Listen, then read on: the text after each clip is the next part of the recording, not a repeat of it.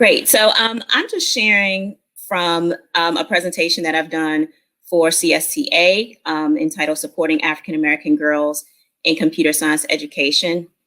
And again, I just wanted to share a little bit about my journey to computer science and what brought me here. And so I'll start. As I said, I'm a high school computer science and technology teacher at the Baltimore Leadership School for Young Women, and I'm a CSTA Equity Fellow. This is, actually, I'm going into my 10th year as a K through 12 educator, and I've taught computer science at all grade levels for about 5 years. So about me, I'm originally from Washington, D.C. I'm Nigerian and African American, so I'm bicultural. I am my mother's first daughter, so that's why you see me in the dress with the bows and the pink and the gloves and all of that. She pretty much every day had me dressed up to the nines, and which is funny because I was very much a tomboy. I had 2 older brothers, and I just loved to run and jump and play and, you know, do all those things that are more associated with boys, I guess. But I was a very curious child, and I enjoyed just learning about all different types of things. And so my journey with STEM education or with computer science actually started out pretty well. In middle school, I was involved with the program with the Society of Women Engineers, where I participated in STEM learning opportunities entirely led by women engineers. I visited the NASA Goddard Space Flight Center in Greenbelt. We learned about different types of engineering. And then I had the opportunity during that program to stay on the campus of the University of Maryland College Park, which provided me with my first taste of higher education, which I loved. And from that experience, you know, I decided I'm going to do whatever it takes to get me to attend college.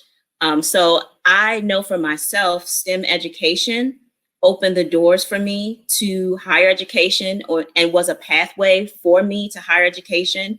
And so that's very much a value for me as a teacher to not only teach my students the material and the content of computer science and STEM, but also that it could be a pathway to higher education for many of my students, many of whom are either first-time high school graduate, not first time, but first generation high school graduates in their families, and definitely first generation college students in their families.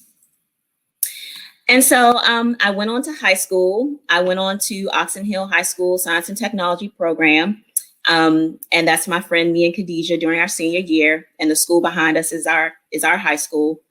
And I was enrolled in their science and technology program. And so this was a program that focused on STEM education for minority students, and you had to pick a major. So I was an engineering major, right? So I'm on a good track, right? But then I had a very scary encounter with calculus in the 11th grade, and I failed it the first quarter. And even though I brought that grade up in the next quarters, it really discouraged me from pursuing STEM. Like, that was my first failing grade in all of my school career. And I just came from that experience going, well, I'm not good at math, so I should not even try to pursue STEM at all. And so I became a humanities scholar. Thankfully, I earned a full scholarship to the University of Maryland, Baltimore County, and became a humanities scholar and English major. And even though, and I loved it, I did love being an English major, but even though I was in the humanities, I worked in an environmental science lab all 4 years of my undergraduate education. And I also took classes in physics and environmental science. So as you can see, that middle school experience in STEM stayed with me, and even in high school, and it didn't discourage me from working in an environmental science lab and pursuing classes in physics and different STEM courses. So even though I still had that fear, I was able to overcome that and still pursue STEM on some level in college. Okay, so this is me with some students at the Baltimore Leadership School for Young Women. And so, how did someone who was that afraid of pursuing STEM come to be a computer science teacher? Well, it was very much a happy accident. I came to Bliss as a program director for a computer science nonprofit.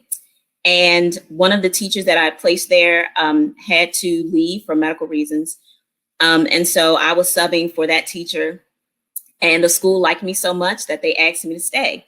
And of course, when they did that, when I was deciding if I would go into teaching full-time, teaching computer science full-time, those fears crept up in me, like, can I do this? What if I don't, really understand the material? Like, I taught computer science for pre-K 4 through 8th grade, but not like a high school curriculum. So I was very nervous about venturing into that. But through the encouragement of my coworkers and my students, I decided to pursue it. And I've been teaching there. Again, that's a little bit old. I've been teaching there for the past 4 years now. And I teach foundations of computer science and computer science principles. And I also founded a Girls Who Code Club for our middle school students who don't have a technology teacher. And so that is my, my sort of story and journey about how I came to teach computer science. And I don't want to take up our whole time, but I can't see who's in the session. Have Dominick and Shaina come in yet?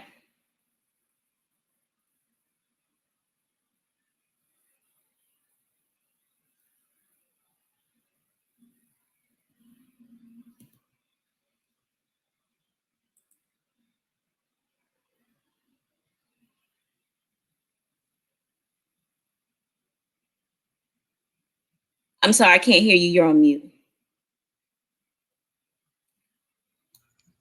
Okay. So,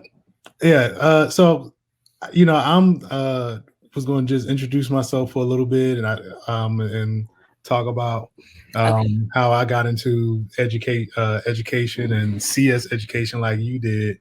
And then I guess we'll just kind of make this an open discussion Sure. until your partners arrive. And then, of course, definitely if anyone that's in the room have any questions or comments, you may place them in the chat. And if you would like to come up and share on video, just make sure you click the blue button that's in the upper right corner that states share audio and video, and then we'll kind of pull you up as well. So I was saying while I was on mute and didn't realize it that I don't even think I got a chance to introduce myself during this whole summit. But I am Sababu Shakabar Shongo. I am one of the Constellations fellows at the Constellation Center for Equity and Computing, located at Georgia Institute of Technology. But I'm also have been working with CSTA, the Computer Science Teachers Association.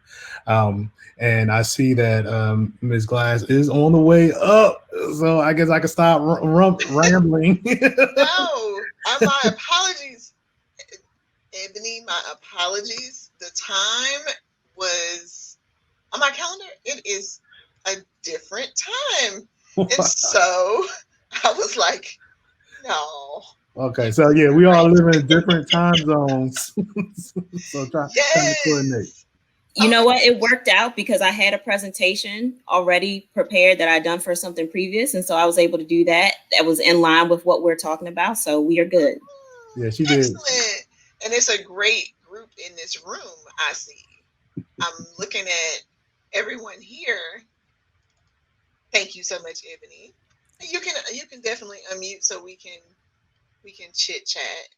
And I am going to assume that our other colleague that is supposed to be in this session, he is on a different time as well, because he actually said that we were anticipating a different time. But I think we'll make it a twist since the time is a little different. And we're going to ask that if anyone wants to come up and join us in this conversation as we're talking and going through questions. Can you hear me a little better? I'm bringing my speaker a little closer. Is that better? Yes, I can hear you. Okay, so I just put the speaker directly in front of me. But let's dive in just a little bit. Well, before I ask any questions, Ebony, you want to share what you were sharing? Oh, I already shared what I was sharing. So we're still at the point of just kind of sharing our CS journeys and how we came to teach computer science and be involved in computer science. And so I think our first question was, what brought you to computer science? What was your CS journey? Absolutely. So I'm supposed to moderate, but I'll share mine. And thank you, Kathlena, for letting me know that you can hear me clearly too. So my journey was weirdly when I went to a conference very similar to this. Actually, I went to a technology conference. And just through networking, people were telling me about learning computer science using code.org years ago. Not going to date myself. But I ended up going to the workshop. And many of you, if you know how code.org's professional development work, you go to a workshop. They teach you about how to teach computer science. But it was more than that. It was about the vision that code.org has, which is that all students should learn computer science. I've never been one to just bring it and leave it into a brick and mortar building. It's about spreading the word. So I came back and I instantly made my way to the top to make sure that everyone was aware. Meaning I went up to administration up my district ladder and spreaded the message that we needed to provide this professional development. And back then, they did partnerships, district partnerships. And so we expanded and partnered with them to bring computer science to my district. And that is how my story began, from just bringing it to teachers to expanding to those across the city, across our region, and beyond. So I'm gonna stop there because I'm looking at the time and I really want to dive into some other questions. So, Ebony, I know where Ebony is located, and hopefully she shared where she's located and who she serves. The question I have, and if you want to participate as we go through this, please share in the chat. How many students in your class do you teach, or how many students are in your classes? And of those, I know you have 100% girls, right? But how many of them are of an underrepresented population, and how many of them look like you? Now I know Ebony's, and hopefully she shared, but please tell us a little bit more. And then if in the chat, tell us as well. Sure. So again, I work at the Baltimore Leadership School for Young Women in Baltimore, Maryland. And our school is an all-girls school, although we do have some students who identify as non-binary. And so maybe I would say maybe just a handful of students in our school, maybe 10 to 20 would identify as non-binary. And our school is 98% African American. So the majority of students whom I serve are African American girls. And so that's really a wonderful privilege to be able to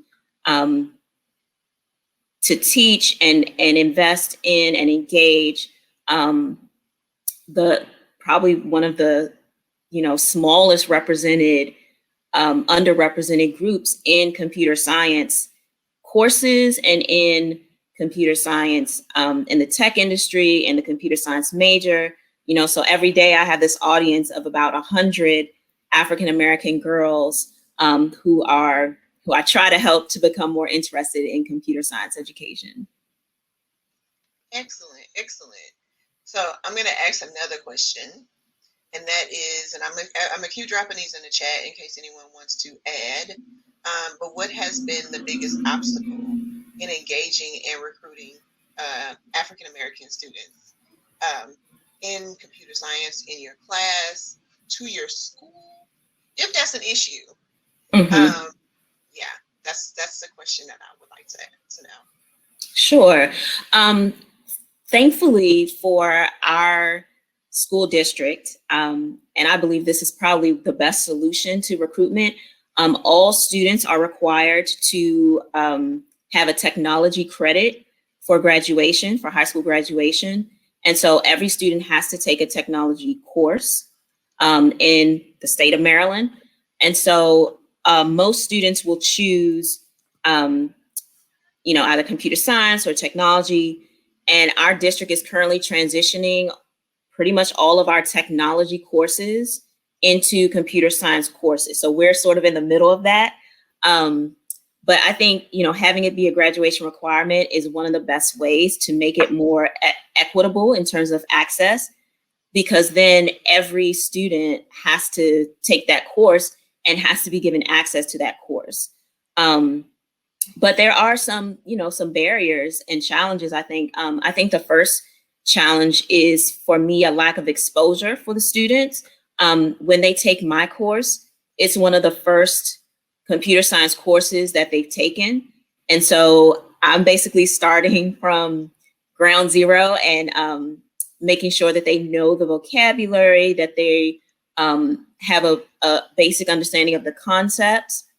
And so what I do is I pre-teach that. So before I even get into unit 1 of the curriculum, I have a unit 0, which is an idea that I got from Charity Freeman, who was last year's Equity Fellow cohort, which is just teaching the computer science language, the computer science concepts before they actually have to use them in the curriculum, and just making sure they're familiar with terms like algorithm and loops and even the keyboarding skills, like the computer skills, making sure that I teach the computer literacy so that students can enter into the curriculum knowing how to upload documents, knowing how to download images, things that they're required to do for their projects. I want to make sure that they know that on the front end. And so after having taught this for, so long, I've realized some of those gaps that students will come into my course with. And so I address those before they even get into the curriculum. I think another barrier is that students, African-American female students, just don't see themselves as computer scientists, So in my classroom, I don't have pictures and posters of Mark Zuckerberg and Steve Jobs and the other guys. I have posters of African-American women in computer science, Kathleen Johnson, Mae Jamison, Dr. Mae Jamison, and students, African-American students, African-American women students who are in computer science courses. So even the way I decorate my classroom helps the students to identify that this is a space where they belong, that this is something that they can learn. And I think just me standing up in front of them as an African-American woman teaching computer science helps give them confidence that this is something that they can do. We have Dominick that joined the room with us. Dominick Sanders, he is also an Equity Fellow, and he is a former computer science teacher out of Tennessee. Before your transition to where you are now, and even where you are now, and I'll let him tell a little bit about where he is, what are some of the biggest obstacles of engaging and recruiting Black students into computer science? For me, good afternoon, everyone. Yeah, sorry. So there's a tropical storm here in South Carolina and knocked the internet at the hotel. But yeah, crazy weather. So some of the barriers that I faced when I was in the classroom, having the African-American students understand the why for computer science, that was always a hard pull. And then also debugging that myth that computer science isn't for them. So that was debugging that for the students as well as the parents, because the parents didn't really understand the importance of computer science, the need for their computer science. So I would always first start with the parents. And then once I got the parents on board, then it was easier for me to get the students on board. Excellent. So I do have another question. I want both of the participants, I'm apologetic of the time, but I do want to ask this question. Think back to when you were in middle and high school. what is one thing or person that would have encouraged you or did encourage you to take computer science classes? And if you had someone, or did you have someone, and did you take computer science in middle and high school? So who wants to take it first? I guess Ebony, I'll go first. So I really didn't have a computer science quote unquote course in middle and high school. But luckily I was a part of the National Society of Black Engineers. So I was they have a NSBE Junior chapter. So that kind of exposed me to computer science and engineering. There weren't the high school I went to, there weren't a lot of African American students. So when I got to my upper level math classes, I was pretty much the only African American in those classes. And then also, I was a track athlete as well. So that kind of gave that stigmatism as well, that I shouldn't really like be in those classes. So it wasn't really until I really got involved with National Society of Black Engineers to kind of give me like that spark and that motivation to want to even pursue like computer science as a major in undergrad and continue on to go on and teach it. Thank you very much, Ebony. Yeah, so for me, and I shared this a little bit in the beginning, in middle school, I was in a program with the Society of Women Engineers. And from that program, we learned about various types of engineering, more like civil, mechanical, and aeronautical engineering. And I had the opportunity to go to the Goddard Space Flight Center, and we were able to do some different aeronautical engineering and computer science activities then. Unfortunately, at that time, I'm older than I look. Computer science wasn't really big in my school. So I didn't have as much exposure to it as students may have now. But that emphasis on STEM education that I received in middle school and high school really gave me the confidence that I needed to believe that I could teach computer science and that I could learn computer science, as an educator. And so I think, it's just so important to have that exposure, but also that opportunity to learn from different women who are engineers also inspired me, because again, it made me feel like, oh, there are these women doing this engineering work, and some of them were African-American women, and other women of color, like helped me to see, okay, I can see myself in this. I can see myself doing this. And having those hands-on experiences also inspired me, in ways that I don't think just telling me about it could have inspired me to continue pursuing it. Okay, before we close, and I've dropped links to both of the organizations that both of them shared today. Definitely encourage students to look into NSBE, or let me say this, you look into becoming a member of NSBE, and you look into NSBE Junior for students. There's lots of opportunities right now, especially summer camps, digital, virtual summer camps for students. And definitely look into the Society of Women Engineers. Look for different opportunities, scholarships this year, so that you can expose students to even more. I want you to drop questions and comments in the chat so that we can, as we conclude, bring those questions and comments to the people. I see Autumn and Sherry. Thank you very much for sharing. And Sherry Ann, Catalina also shared in the chat. Is there any questions or comments, additional comments that you would like to share? If there's one thing while they are sharing, Ebony and Dominick, that you would like to share, things that you have planned for the upcoming school year when it comes to engaging your students, something that you've not shared yet, something that may be new to you that you plan on doing, a different approach that you are thinking about taking, whether it's for your classroom, your school, district, or state level. What is something that you plan on doing to engage students of color in computer science? Ebony, you can go first. Give me the tough question. I actually did things quite differently this year. I mean, we all had to with COVID, in terms of making things more virtual. But with that, with having more things digitized or on digital platforms like Google Classroom, what that allowed me to do was it allowed me to differentiate more my instruction, which was wonderful. Instead of only being able to teach from the board or only having not only but having worksheets, because everything was on Google Classroom, I was able to post supporting documents like source code. I was able to post videos of me explaining the concept and the work for that day, sort of having a flipped kind of classroom. I was able to put, depending on the project, to make, they have this materials tab where you could put all types of resources for your students.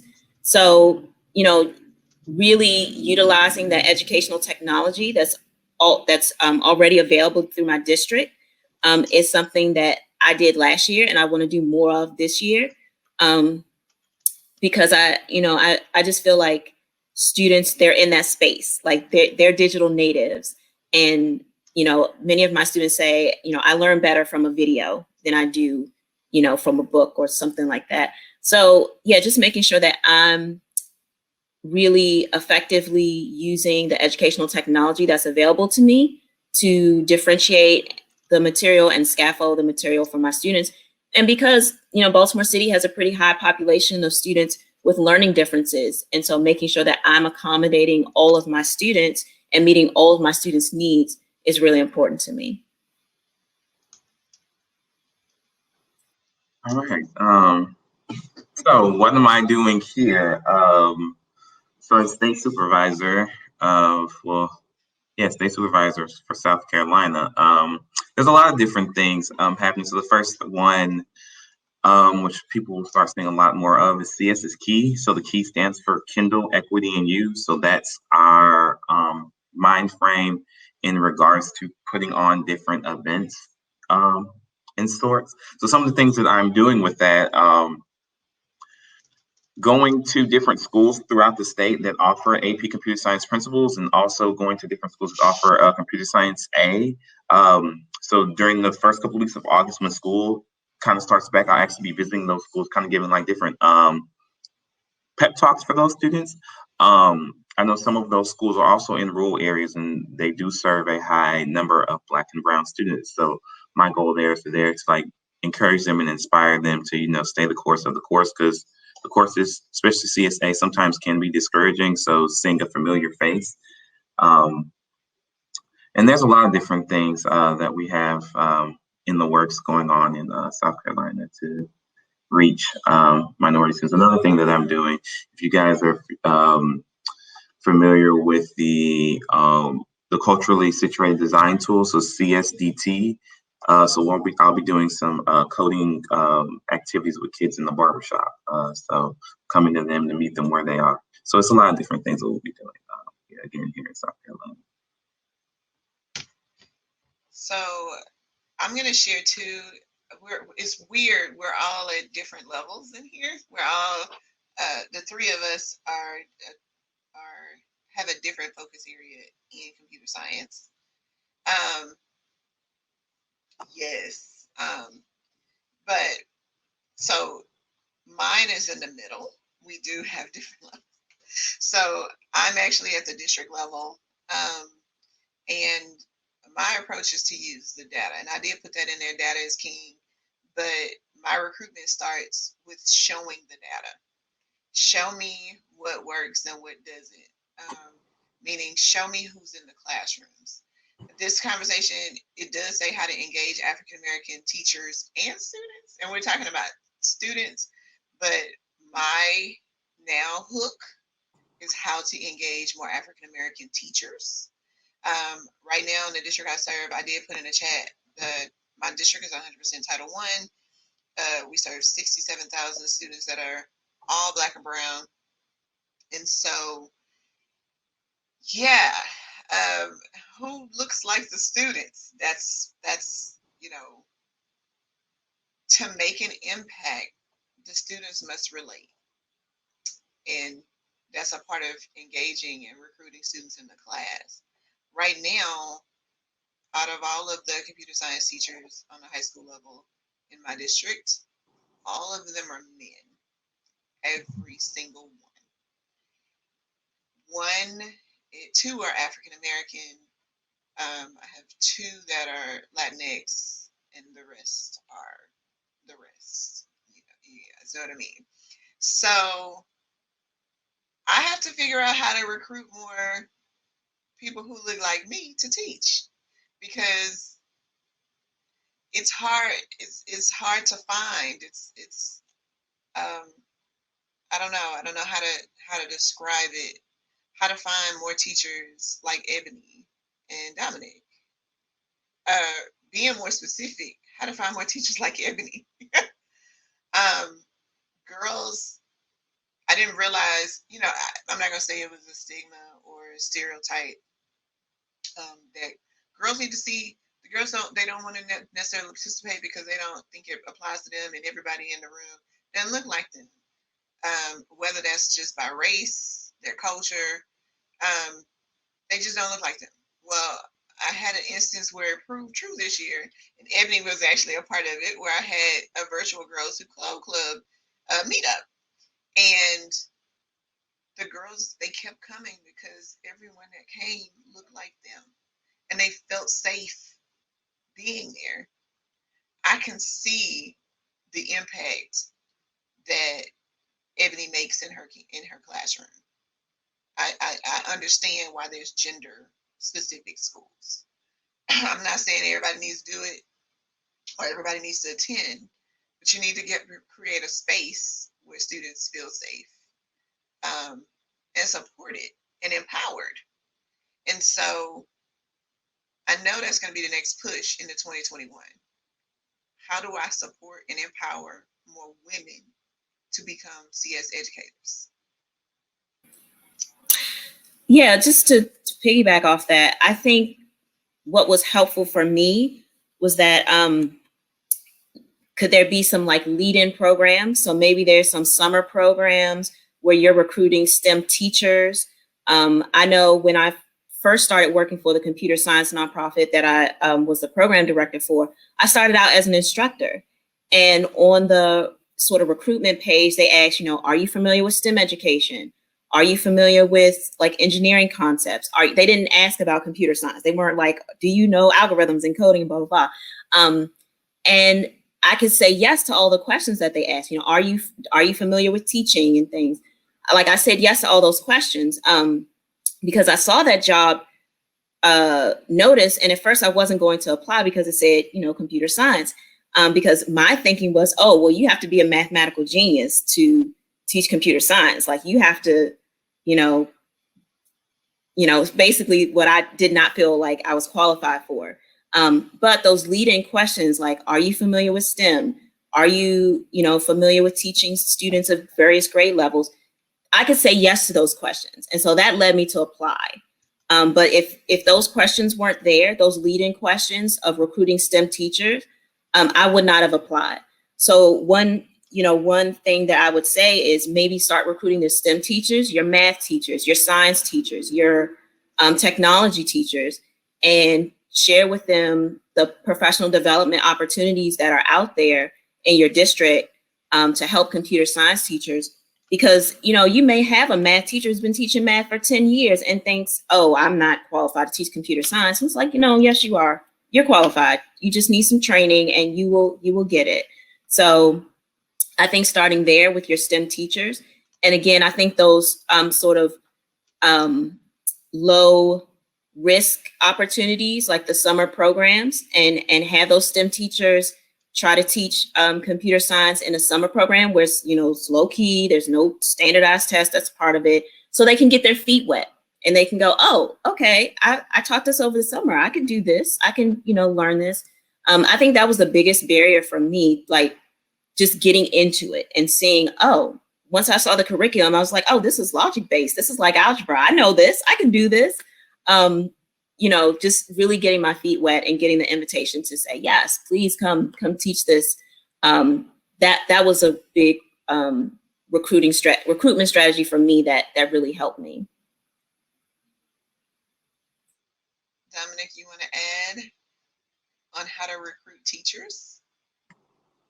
Yeah, I like your language of showing you pretty much make it seem like it's just like a problem solving course, so you don't always say like it's just programming or different things like that. That also helps. And then I know what our school was successful at doing when we did have teachers go to different PDs, making sure that the PDs were like culturally relevant to the different things that they were seeing in their backyard, and making sure like when they're creating projects, show them how they can like use computer science. So like when we were transforming a math teacher, we showed them the examples where you're using like arrays and stuff, and you're building like making the different shapes and stuff on the screen. They like that. And our math teacher, he really loved the turtle graphics, so he ended up becoming very proficient in turtle graphics because that was something, you know, that he really enjoyed. So making sure that you're doing those different activities. And then it's also if you do have people that are interested, it can also start off as like mini units, and then like as the year builds on or years build on,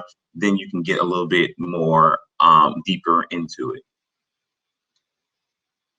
So I'm going to ask a question now. So Autumn is bringing up how she's bringing up some concerns that she has. While you guys, I want you to read what she just shared. I also want to talk about how were you recruited to your current job? Well, not to your, well, how were you recruited as a teacher in CS? Because I'm gonna say this: when we started as Equity Fellows, Dominick was moving from one place to another to teach. So I'm assuming that means he was recruited, heavily recruited. And looking at the two of them, meaning from what we see right now in this call, right? I believe that you are heavily recruited even now. Those who gravitated to this room, I'm sure you will probably be heavily recruited in this conversation, right? You not saying that people are trying to steal or lure you, but there is a tremendous need for educators. So how were you recruited? And then we'll discuss Autumn's concerns. So the first school I was at, I didn't have the best experience at that school. It was more about, I guess, the looks of computer science, and just to say you had the course, but they really didn't want to like engage with the students and make sure that the students are on a pathway to success. Because I understood early that sometimes you only get one shot to introduce the kids to computer science. So that first time has to be a good experience. So the school I was at, the curriculum was moving too fast for the kids. And then for me, that's a quick weed out. Kids get discouraged, very early. So I ended up leaving that school to go to another school, and I was recruited to go to that school. And I enjoyed working at that school because they gave me full autonomy to do what I needed to do in the classroom. And that was the best. So we had a lesson on this. We did lessons on this. At the end of the year, we did the Amazon Future Engineer, My Voice is Power. That ended up turning into a competition against the classes. So kids were competing against each other in the classroom, and then they were like, okay, well, did we make it out the bracket? Okay, let me compete against the kids in the other classroom. So it just took on a life of its own. Ebony, did you want to share? Sure. So in our district, and probably many districts, there's very much a shortage of computer science teachers. So our district contracts with a computer science education nonprofit, which was the one that I worked for. And so I started out at that nonprofit as a CS instructor for pre-K 4 through 8th grade. And so I started out teaching elementary and middle school computer science, and then eventually became program director. I placed a teacher at the high school where I am now, but they had to leave without finishing the school year. So then I subbed for that teacher, and the school liked me so much that they asked me to stay. And so I think, opportunities like that, like there may be, people from industry who are persons of color or underrepresented minority adults who, have the background to teach computer science, but maybe they don't have their teacher certification yet. So are there ways that your district can pull in people from industry, help them to get their certification and the coursework that they need to be certified, and then continue to teach in the schools? I know certification is very different in, every state, and Maryland is one of the toughest and very just headache inducing. But are there things you can do like that? Because I know in the state of Maryland, I think last year there was one person who graduated from a Maryland computer science teacher education program, like one or two teachers. Wow. Who, yeah. And it's been like that. So we don't have any of those in South Carolina. Yeah. So they're making it harder to get certified for an area that has the greatest need. They're not necessarily making it harder. It's just that teachers are not pursuing certification in computer science. Like the people who are, so Maryland is a big tech state.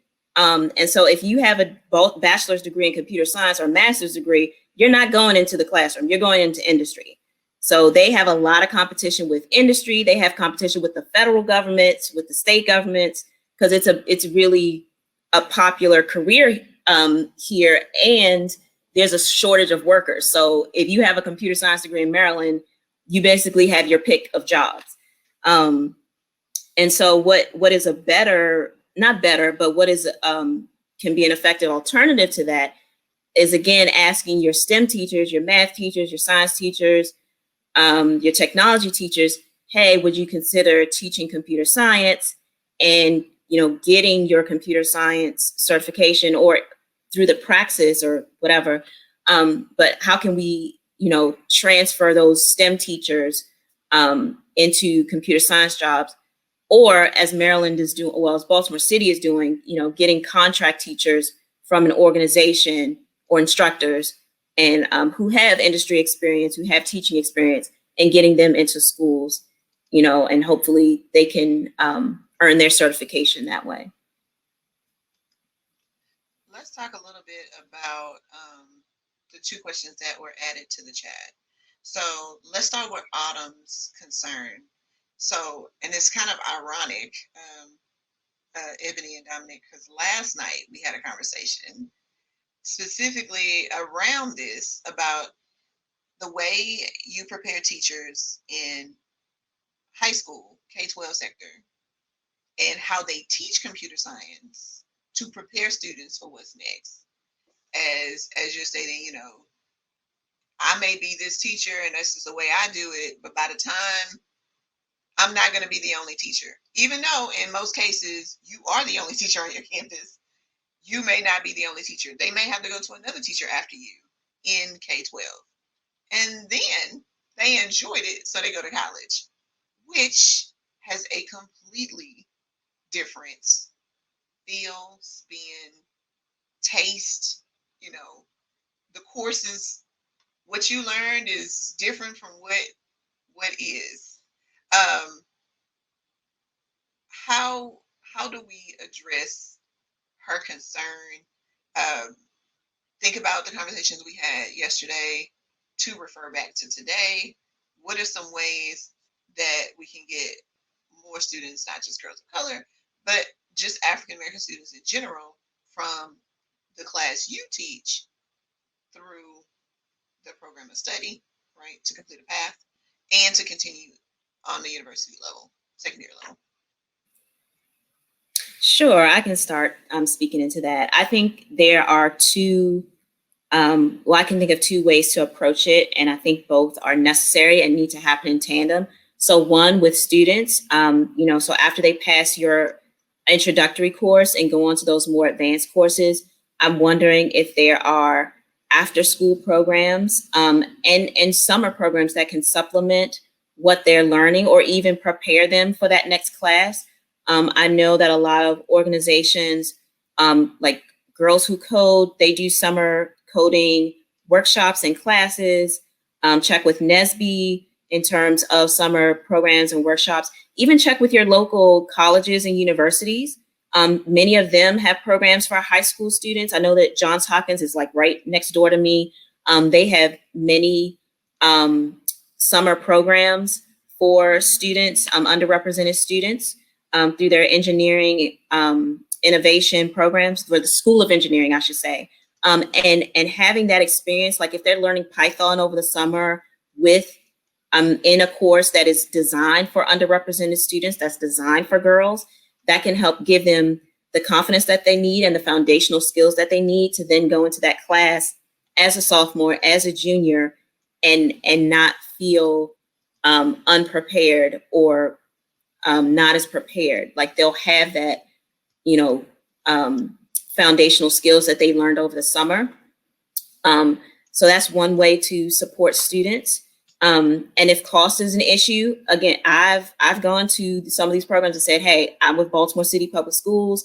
I have students who are interested in these programs. And often, even if scholarships are not listed, they have the money to support students because they know, okay, those students need these opportunities, and they get grant funds from providing these opportunities to underrepresented students and girls. So make sure, even if it's not listed, ask, say, hey, I have students that I want in this program, but they cannot afford this fee. Would you be willing to waive the fee? On the other end, on the teacher end, if you have a relationship with those teachers, I think it's worth it to go to those teachers and say, hey, I've noticed that these students are really struggling in your classes. What are some things that you and I can think about and work on to help them to excel in your classes? If you have that relationship with those teachers, I would start there with them personally and saying, yeah, I've noticed this. My students have said to me that they struggle. What are some ways we can figure out how to support them? The other thing I would say is, if you don't have that personal relationship with those teachers, going to your admin and saying, hey, AP or principal, these students are struggling in this class and they're underrepresented students. Because every school now, every public school has an equity statement, equity policy, things like that. And so making sure that you're using those policies to say, hey, this is happening.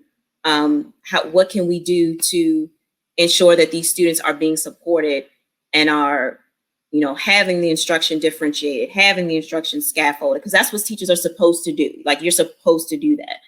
So if that's not happening in the classroom, then that's problematic. So, again, I would try to start one-on-one with these teachers in the accelerated courses, advanced courses. If that turns into a dead end, I would go to admin and say, we're not serving underrepresented students in these courses.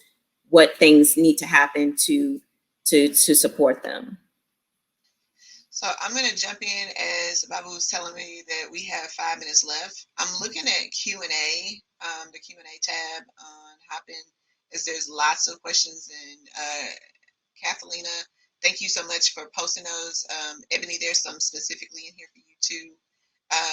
I'm going to try to reply to those, and definitely Ebony and Dominick, you do too. I want to ask about this question, and I apologize, Kathalina, that I'm just seeing the Q&A section on here, because I think we could have addressed this a lot earlier. We're all from various different states. Some of us in the extremely red states, where this is definitely something that's on the radar. I will say happy belated Juneteenth. As that was this past weekend, and it's now a federal holiday. I'm here in Texas, so we've always studied this, but and celebrated it. But I know now the rest of the country is recognizing. But your question about the critical race theory, which is under attack, how do we address these issues and concerns about the use of race in K-12 education? Let's wrap up around that, and we can answer, provide comments in the chat for the other questions. I will say this too as we conclude. Definitely connect with us using Hopin, as I know all of our connections are there. So if you click on people, you'll see everybody that's in this room, so we can continue this conversation. Because of time, I also will bring this over to social media. So I'm going to tag these and some of the information that's in here to social media, so we can bring this conversation out a little further too. But the two of you, how do we tackle issues and concern about the use of race in K-12 computer science education?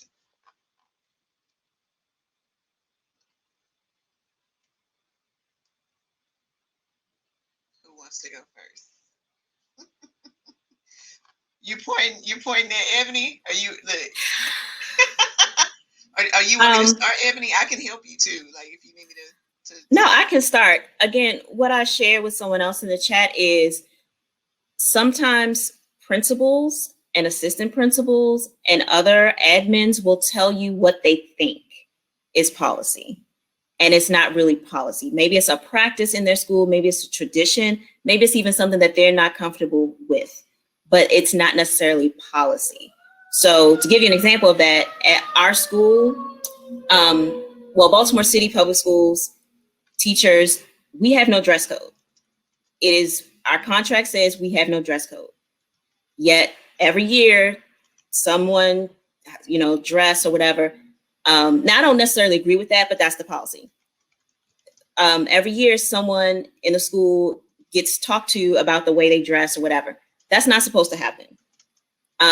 So that is something that is a tradition at our school. And we actually do dress professionally at our school because that's like an agreement that or an expectation, but it's not a policy. So really make sure that whatever you're being told is policy. And I would check with your teachers union in your state or in your district to ensure that what you're being told about race and about gender is actually policy and not just someone's preference or tradition or expectation at your school. Now, if it is policy or, some legal thing that you can or can't do, what are some ways to get around that?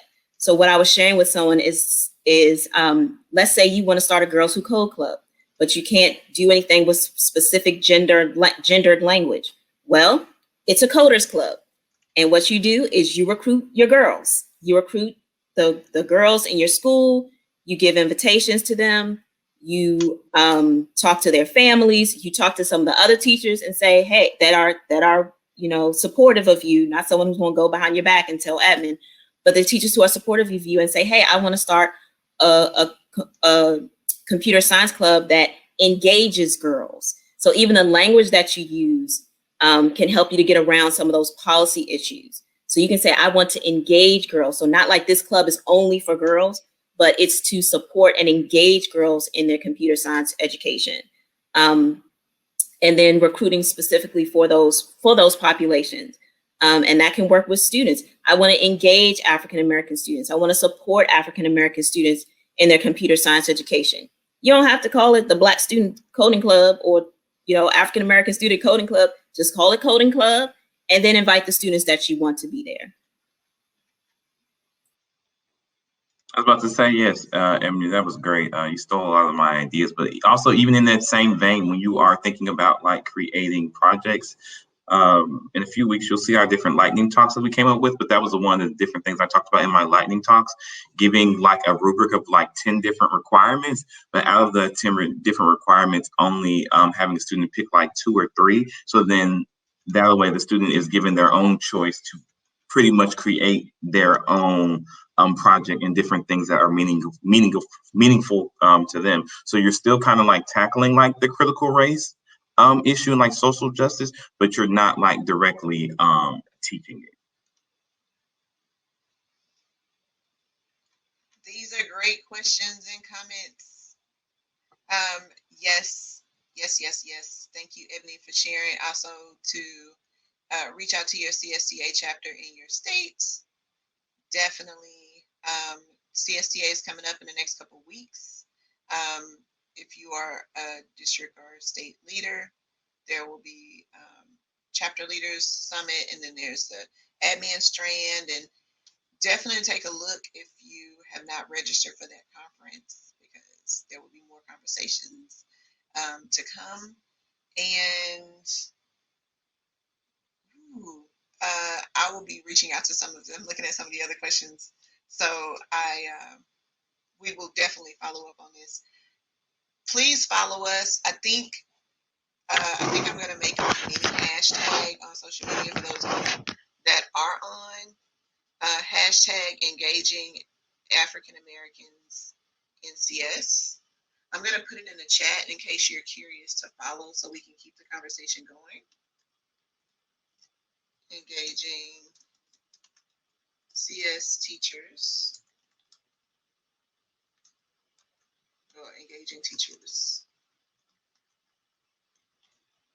in CS. Yeah. And I think I'm going to add African American so we can keep the conversation geared. I did want to say one other thing. Another language that you can use to talk about race without talking about race is to talk about underrepresented students. There is no policy and no law that says you cannot recruit to underrepresented students. And the underrepresented students will know who they are. So, that's another tip to use in terms of writing grants or creating clubs, talking about it, sharing about your vision, underrepresented students, because who defines that? It's the person. So, if anyone gives you flack about that, you can say, what, I meant blah, blah, blah, or whatever. I mean, not that you want to be, disingenuous, but again, like there's some school districts that don't make it easy for you to care for the students that you need to care for and to engage the students that you need to engage. So whatever language that you can use that's about race, but not saying race, use that language, Final thoughts, Dominick? Me and you have that workshop at 4:30. So some of these topics will definitely be brought up again in our colorblind education, disrupting colorblind education in CS at 4:30. Please join us. We will be there. And I'm going to add these questions and these two lovely educators to the conversation. So meet us on social media. And if you need to reach out to us, if you're not familiar with what happened, if you click on the name of the person that's in bold, you can click send a message, and then you can directly connect with us after the session is over. It'll also pull up the full profile with our connections via email, LinkedIn, and Twitter. So it's an easy way to continue the conversation and stay connected with us beyond this brief period of time. Thank you all for coming, and we will talk with you also. We'll still be here for a couple more minutes. I think there's a transition to the next session, but thank you all.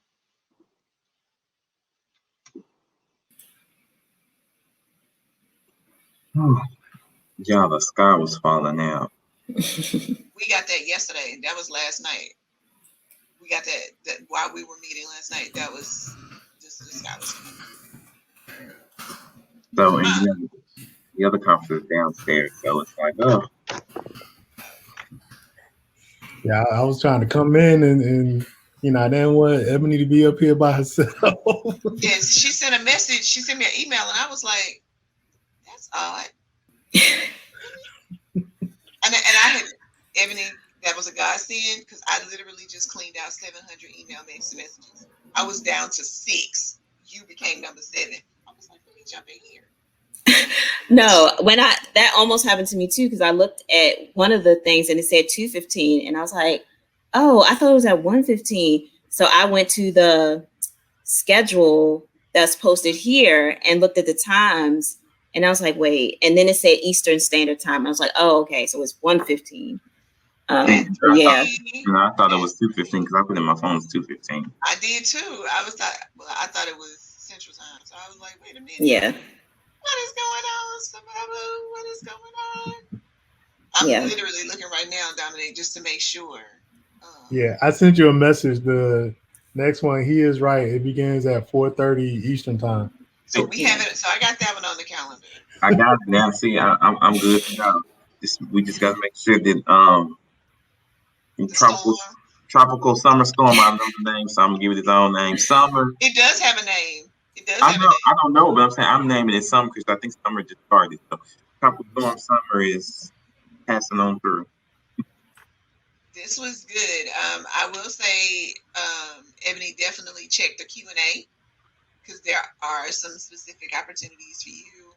I'm gonna follow these folks. Definitely follow these folks. And then I did take photos, so I did get. You were looking up. You was looking up. No clothes. It's your face. It looks great. I got you. I got you. I'm gonna drop it in the chat right now. I'm gonna go borrow somebody's tie for this next session. You don't have a tie and a t-shirt? I don't know. I got a little button down somewhere in the line. No, I'll just you all were talking about attire, and that actually brought up a memory, an experience of mine. When you talk about if something is policy or not. And, we had a teacher handbook at this one school where I worked. I generally wear African garb anytime I just feel like it, but it's more focused during the months of December and February when I wear just like every day is like African garb. So one time an administrator, the top administrator was like, where's your tie? Because I generally wore a tie, professional attire, so on and so on. But I had a dashiki on this time, and I just had, a turtleneck or whatever underneath. I didn't wear a tie this particular day, and I was like, "It's at home," and she was like, "Well, go and review the teacher handbook," and I'm like, okay, I said, I don't remember, some addressing this specifically, but I'll go back and review it again, just in case I did miss something or whatever. I was like, I don't see anything where I was dressed inappropriately, on this day or what have you. And then I just started getting into, don't just assume that there are different categories for dress, even African attire. Everything is not just casual or what have you, that you have professional dress as well. So it was just a whole big thing for a while. Not just a while. You I don't know if y'all heard about, I don't know if it's nationally, about the students who, we had incidences here in Texas, a few of them, about dreads and hair. And one student, they took out, it went up to the Texas Supreme Court. Where he has dreads, but you can't let it touch your collar. So his mom always had him to go up, but they were still saying that he couldn't have them. So now they're trying to make a law to not associate with hair. And then the other one, a student was wrestling, and they told him in order to wrestle, they needed to remove his dreads. And they literally cut them off right before the match in the gym. Like he was like, just cut him off, because they were edging him on, and they made him. Yeah, I saw that. It's just heartbreaking. Yes. Yeah. Yes. Like, you wouldn't do that to anybody else. To anyone. Yeah. So yeah, what you're saying is it definitely rings true.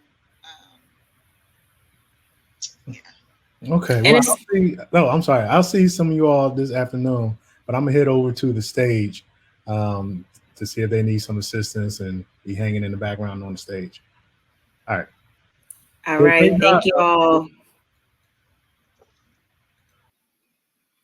Yeah, we need to debrief later. You want to take one more shot before y'all walk out? So now that you're looking, I mean, it's I dropped them in the text message. yeah. Look, hold on. You gotta see the front. Okay. Got his wave brush. You're right. Did you see? Wait, in the hotel, like you a mess. No, that thing. So, Ebony, for our next presentation, before we take this picture, I told her, you know, like how at the beginning of the presentation, you always have like that about me page. I did a little scrapbook, you know, just threw some stuff on. Ebony, she came with a whole Canva. I keep mine based off Like of a copy and paste. presentations. Got her picture, her hashtag, and Ebony, it's like a header. Look, I have to keep it. I do them in different colors, so look. Don't worry about it, because after this tonight, look, you ain't what Dr. say, +1 me no more.